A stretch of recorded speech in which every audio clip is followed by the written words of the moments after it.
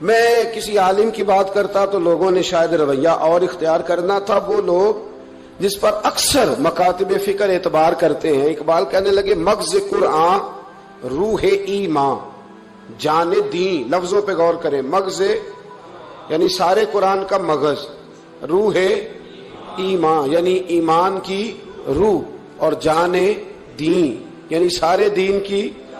آپ دیکھیں ترتیب، مغز قرآن، روح ایمان، جان دین۔ اقبال جلدی بتاؤ وہ کیا ہے؟ تو اقبال کہنے لگے ہست حب رحمت للعالمین، ہست حب رحمت للعالمین، مغز قرآن، روح ایمان اور جان دین، ہست حب۔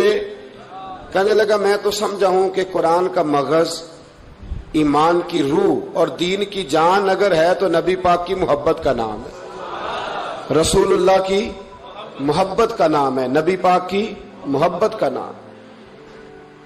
حضرت عمر فاروق رضی اللہ تعالیٰ عنہ سے بڑا تو اصول پسند کوئی نہیں نہ ہوگا، یعنی بہت بڑا چودھری بھی اگر اپنے گلی کے اندر، حضرت ابو سفیان جیسے لوگ مسلمان ہو گئے، کلمہ پڑھ لیا، اور جناب ابو سفیان رضی اللہ تعالیٰ عنہ نے اپنے گھر کے اندر نہ تھوڑی سی سامنے اینٹیں رکھ کے جگہ بنا لی، تو حضرت عمر کو پتا چلا تو فرمایا جیسے بنائی ہے ویسے وہ کھیڑو بھی، آپ نے لوگوں کا رستہ تنگ کر دیا۔ اصول پسند آدمی، اصول کی بات آئے تو بیٹے کو بھی معافی نہیں، کسی کو معافی نہیں، بڑے اصول پسند تھے۔ ایک دن لوگوں نے کہا عمر تو بڑا اصول پسند ہے، پر یہ مسجد نبی کی گلی میں جو نبی پاک کے چچا حضرت عباس کا پرنالہ لگا ہوا ہے اور وہ سب لوگوں کے کپڑے کیچڑ سے بھر دیتا ہے، وہ پرنالہ نہیں نظر آتا؟ گلی میں لگا ہے۔ اب تو ہمارے پرنالے اور طرح کے ہیں نا، تو جو حرم شریف میں آپ میزاب رحمت ہے وہ دیکھا نا آپ نے، وہ پرانے زمانے میں جو لوہے کے پرنالے ہوتے تھے، تو وہ واقعی پوری گلی جو تھی نا وہ گزر کوئی نہیں سکتا تھا، اتنا اچھا شاوڑ ہوتا ہی کوئی نہیں تھا جتنا وہ ہوتا تھا، وہ بڑا تگڑا قسم کا پرنالہ ہوتا تھا، تو کوئی شے نہیں گزر سکتی تھی بڑی دیر تک۔ بارش کے رکنے کے بعد بھی ساری چھت سے جب تک پوری مٹی اور پوری توڑی ساری نہیں نہ اتر جاتی تھی تب تک وہ پرنالہ نہیں سانس لیتا تھا، تو پرنالہ بہتا تھا، اور وہاں سے بڑا مین گلی تھی مسجد کو آنے کی، لوگوں کے کپڑے آلودہ ہو جاتے۔ ایک دن لوگوں نے حضرت عمر سے کہا یہ پرنالہ نہیں نظر آتا، یہ نہیں اصول پسندی؟ تو جناب عمر فاروق رضی اللہ تعالیٰ عنہ فرمانے لگے اتار دیتے ہیں پرنالہ، یہ بھی اصول پسندی ہے، اتارتے ہیں۔ حضرت عمر فاروق نہ گئے، اور شارحین نے لکھا ہے کہ اونٹ کے اوپر بیٹھ کر آپ نے یوں پکڑ کے نا پرنالہ کھینچا، اور جناب عباس کے گھر والوں سے فرمانے لگے 4 کونے ہوتے ہیں گھر کے، چھت کے 4 کونے ہیں، کسی اور میں لگا لو پرنالہ، کو ضروری ہے کہ نمازیاں والی گلی پہ لگایا جائے؟ یہ کہہ کے آ گئے، کسی کی جرت تھی بات کرے؟ حضرت عباس آئے تو لوگوں نے آ کے کہا کہ عمر نے پرنالہ کھیڑ دیا اور فرمایا کہ 4 کونے کہیں اور لگا لو، تو حضرت عباس مسکرائے۔ لوگوں نے کہا مسکراتے کیوں ہو؟ فرمانے لگے کوئی مسئلہ نہیں، عمر خود آ کے لگا کے جائے گا، جیسے وہ کھیڑا ہے ویسے۔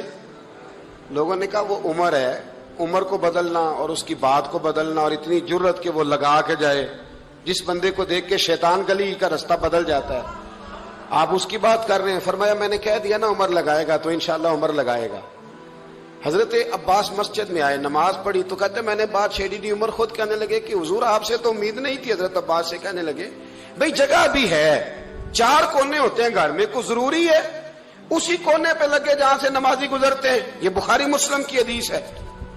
حضرت عباس کہنے لگے عمر 4 کونے ہیں، میرے پاس جگہ بھی ہے پرنالے کی، میں نے بھی کئی دفعہ سوچا تھا وہ کھیڑ دوں، اور میں بھی اسی گلی سے گزرتا ہوں، میرے کپڑوں میں بھی کیچڑ بڑی دفعہ پڑا ہے، پر مجبوری یہ ہے وہ کھیڑ اس لیے نہیں سکتا کہ یہ پرنالہ میرے نبی کریم نے اپنے دستے مبارک سے لگایا تھا۔ فرمایا میں مکان بنا رہا تھا، چھت بنا رہا تھا، تو حضور اچانک آ گئے، اور کئی لوگ گواہ ہیں اس کے، رسول کریم تشریف لائے اور نبی پاک علیہ السلام نے فرمایا لاؤ چچا تھوڑا میں بھی کرتا ہوں، اور پھر میرے نبی کریم صلی اللہ تعالی علیہ وسلم نے اپنے دستے مبارک سے یہ پرنالہ لگایا تھا۔ کئی دفعہ سوچا وہ کھیڑ دوں، پھر سوچتا ہوں حضور نے لگایا تھا، لیکن چلو اب تو علت پائی گئی، اب تو سمجھ آ گئی، اصول بن گیا، اب تو اصول بن گیا نا، تو ٹھیک ہے آپ اب اس طرح کرے، وہ کھیڑ دیا تو ٹھیک ہے۔ جناب کہنے لگے پہلے کیوں نہیں بتایا؟ भाई वो नमाजियों पे छींटे पड़ते हैं, गली का रास्ता है, फरमाया रस पढ़ते हैं तो पढ़ते रहे, आपने बताया क्यों नहीं? हजरत जनाब अब्बास कहने लगे कि आपका क्या ख्याल है कि मैं ये करूंगा कि लोगों पे छींटे पड़े और मुझे परवाह ना हो? हुजूर ने लगाया था।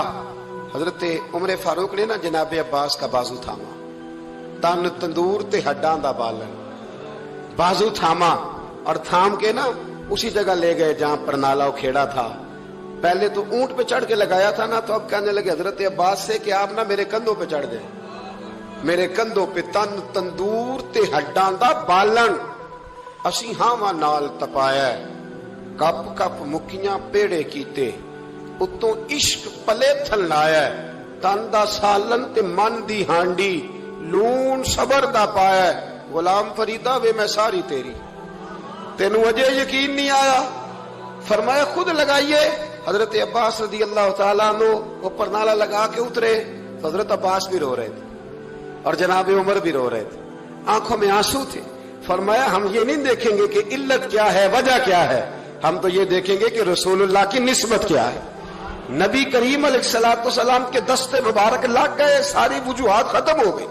अब जिसके कपड़ों में पानी पड़ता है पड़े, जिसको तकलीफ होती है हो, लेकिन चूंकि ये रसूल पाक सल्लल्लाहु अलैहि वसल्लम ने दस्ते मुबारक से लगाया है, तो मिजाज ये है कि जहां बात आएगी जाते रिसालत की, वहां बाकी के कानून छोड़ दिए जाएंगे, वहां बाकी के मामलात छोड़े जाएंगे, वहां तकल्लुफ से निकला जाए। मेरे नबी करीम अलैहिस्सलाम से ना बड़े शुरू में बड़े आगा एक सहाबी थे, हजरत बरा बिन मालिक नाम था, छोटी सी उम्र थी।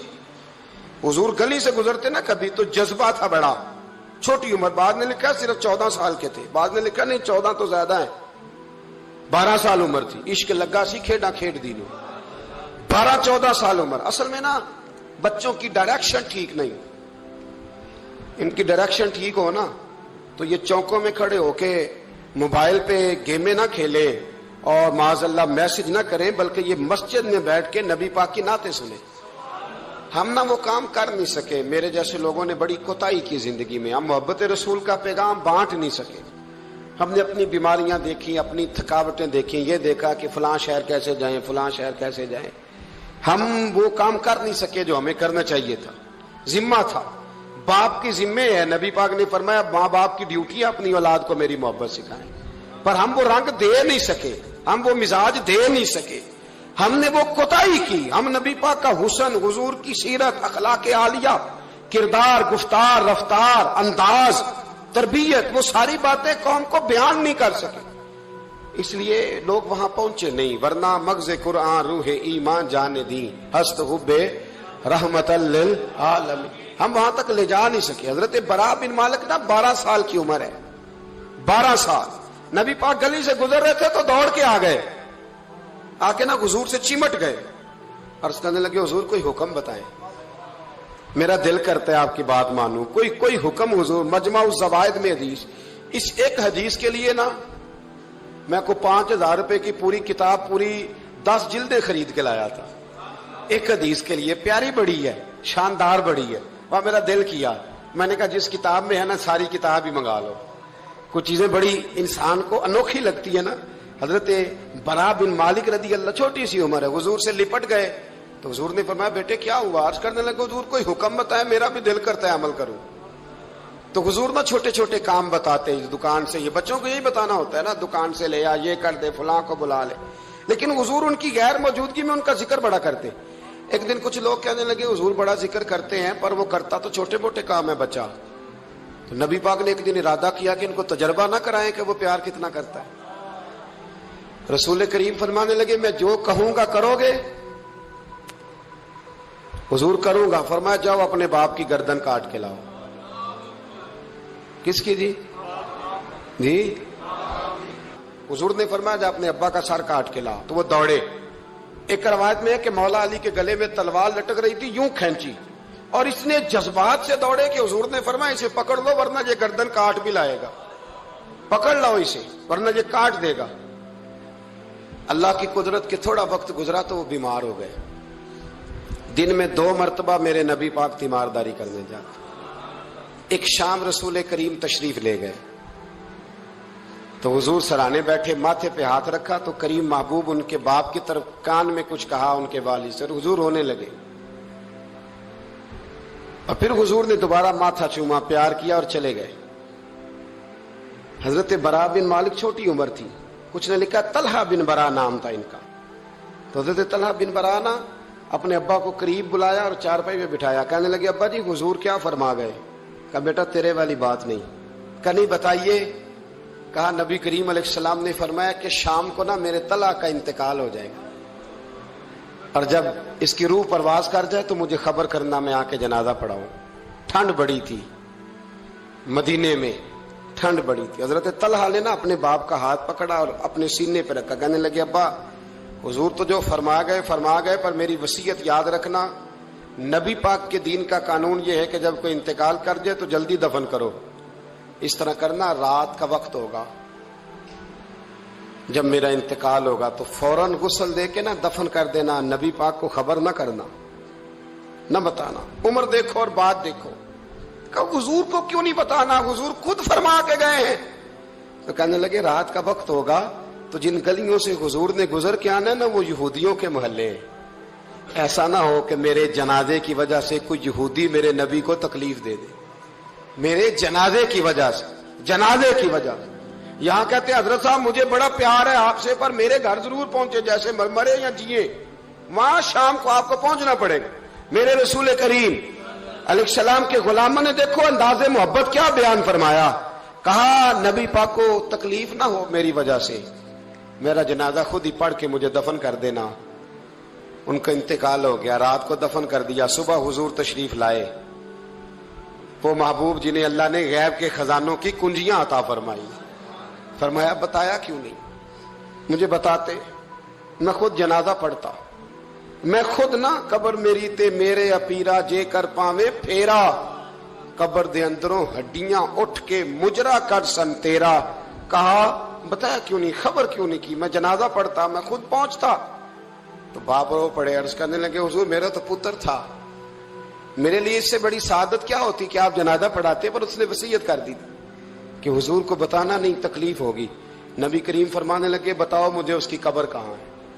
اور یارو غور کرنا, ساری دنیا گنبد خضرا روضہ رسول پہ اور نبی پاک ایک غلام کی قبر پہ تشریف لے گئے. خود نبی کریم گئے اور آج حضور نے دعا انوکھی فرمائی. فرمایا اے اللہ جب میرا طلحہ تجھ سے ملے نا تو ذرا اس سے مسکرا کے بات کرنا جو تیری شان کے لائق. رسول اللہ کی محبت, نبی پاک کی غلامی, رسول اللہ کا پیار. اعلیٰ حضرت کہتے ہیں جان ہے عشق مصطفیٰ, روز فضو کرے خدا. او بھائیو جس کو ہو درد کا مزہ وہ نازے دوا اٹھائے کیوں.